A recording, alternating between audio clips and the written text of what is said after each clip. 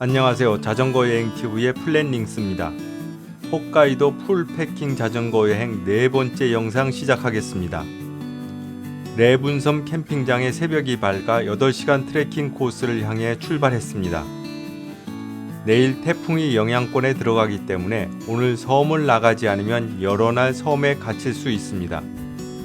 새벽에 8시간 트레킹 코스의 전반부를 둘러보고 정오경에 출발하는 카페리에 탑승할 예정입니다.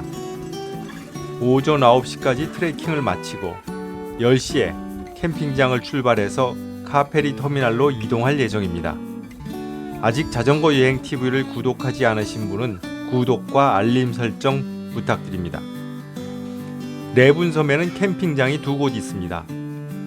카페리 터미널 북쪽 5km 지점에 하나가 있고 제가 묵었던 캠핑장은 섬의 북쪽 한가운데 있는 캠핑장입니다. 새벽에 캠핑장에 소동이 있었습니다. 새벽 2시 반이었습니다. 누군가 코 고는 소리에 그 옆 텐트에서 시끄럽다고 고함을 지르는 소리가 캠핑장의 정적을 깼습니다. 코 고는 사람은 일본인 오토바이 여행자인데 어저녁부터 심상치 않아 보이던 사람입니다. 저녁에 밥해 먹고 텐트를 정리하면서 계속 혼자말로 이야기를 하는데 마치 누군가와 대화하듯 쉬지 않고 궁시렁거리는 것이었습니다. 연구 대상입니다. 바로 이 친구입니다. 그래도 일본 사람들은 누구 하나 뭐라고 하는 사람이 없었는데 서양인 한 사람이 참다 못해 옆으로 돌아 누우라고 소리를 지른 겁니다. 그래도 코 고는 소리는 계속됐습니다. 그래서 저는 캠핑 준비물에 귀마개를 꼭 챙깁니다.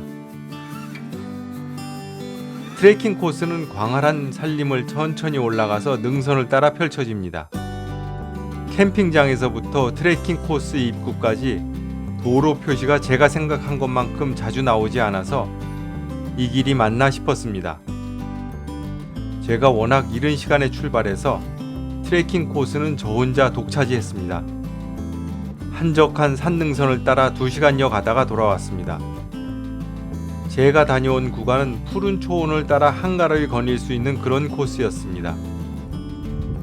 드넓은 초원, 그리고 바람에 시달려서 한쪽으로 쏠려 비대칭으로 자란 나무들이 인상적이었습니다.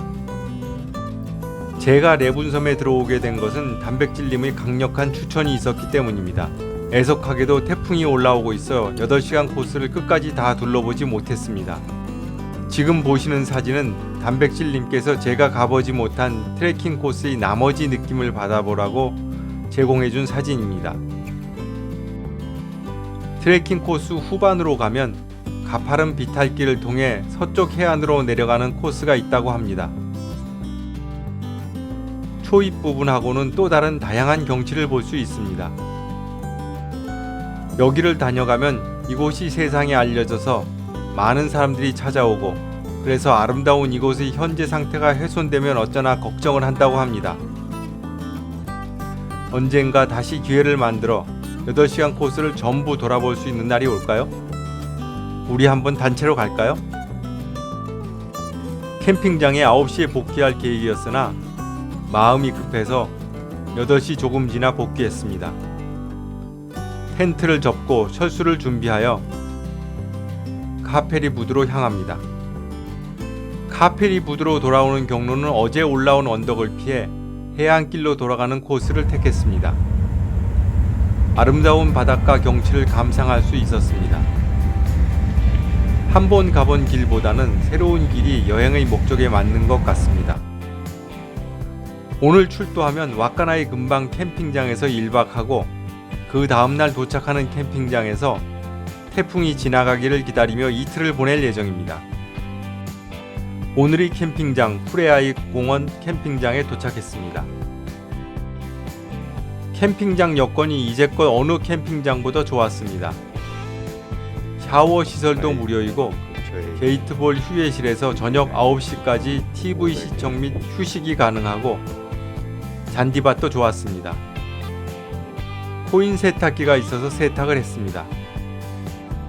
캠핑장 내일 태풍 온다는데 날씨가 너무 좋습니다. 내일은 비보다 강풍이 예상됩니다. 전반적으로 동풍이 우세합니다. 저는 북진하여 최북단 소야 미사키까지 가다가 남동진해야 합니다.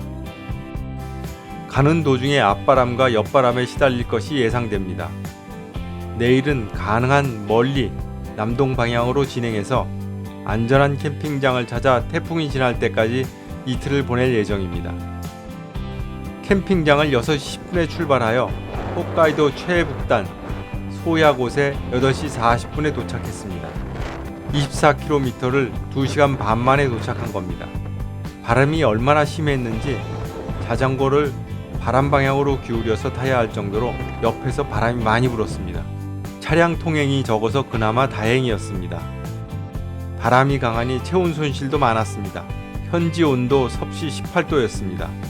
한국은 삼복더위 기간인데 피서는 제대로 온 것 같습니다. 자전거를 멈추니 체온이 떨어져서 지체할 수 없어 바로 출발했습니다. 아직 비가 오지 않았기 망정이지 비까지 왔으면 체온 손실이 더 심했을 겁니다.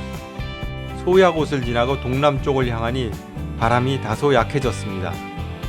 이제부터 왼쪽에 보이는 바다는 말로만 듣던 오호츠크해입니다. 해안선에 붙어 있지 않고 내륙으로 들어와 있는 도로에는 방풍림이 있어서 바람을 많이 막아줬습니다. 트루드월드 회원이신 소우드님이 추천한 9차로 캠핑장에 도착했습니다. 여기서 태풍이 지나갈 때까지 이틀을 보낼 예정입니다. 캠핑장에 딱 붙어 온천이 있어서 저녁 식사 후에는 온천에서 시간을 보냈습니다. 오호츠크에서 불어오는 서풍이 강했습니다. 이틀 동안 비바람이 불었지만 캠핑장 옆 높은 언덕과 방풍림이 바람을 막아줬습니다. 텐트의 재봉선에 붙여진 방수 테이프가 방리되는 현상이 있어서 누수되는 부분이 있었지만 타프로 비를 막았더니 텐트 내부의 누수 현상이 해결되었습니다. 이틀이 지나서 9차로 호수를 출발해야 하는 날입니다. 아침에도 이슬비가 약간 내렸습니다. 어디 가나 까마귀 천지입니다.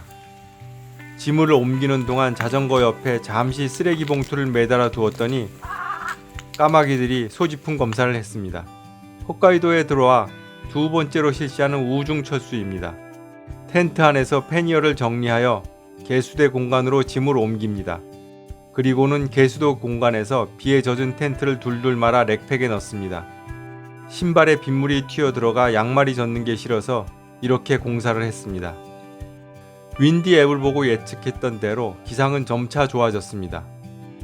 왼쪽으로 오호츠크해를 바라보며 한적한 도로를 자전거로 지나갑니다.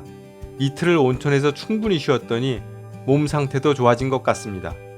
벌써 열흘 이상 자전거를 타다 보니 자전거 타는 실력도 늘어서 조종사들이 쓰는 표현으로 자전거 핸들이 말랑말랑해진 것 같은 느낌입니다. 가끔 언덕이 나오는데 무리하지 않고 천천히 페달을 돌립니다. 짐을 50kg이나 실었는데 욕심 부린다고 빨리 갈 수 있겠습니까? 괜히 무릎만 상합니다. 무거운 자전거를 타고 가니 오히려 안정감이 더해지는 기분도 듭니다. 쉬엄쉬엄 갑니다. 여기서 점심을 먹었습니다. 이 동네가 목축업을 하는 고장이라 우유가 많이 들어간 아이스크림이 명물입니다. 우선 예쁘게 생긴 아이스크림 상점에서 명물 아이스크림을 하나 먹었습니다. 오늘은 캠핑장이 아니라 라이더하우스에서 하루를 지낼 예정입니다. 라이더하우스는 오토바이나 자전거로 여행하는 사람들을 대상으로 저렴하게 숙소를 제공하는 시설입니다. 오늘 머무는 라이더하우스는 폐기된 기차를 숙소로 재활용하는 무료 숙박시설입니다. 방명록이 있어서 왔다 간다고 적었습니다. 무료지만 매우 청결하게 관리되고 있다는 느낌을 받았습니다. 이날 밤 여기서 라이더 5명이 잤습니다. 오늘 영상은 여기까지입니다. 다음 편에 뵙겠습니다. 감사합니다.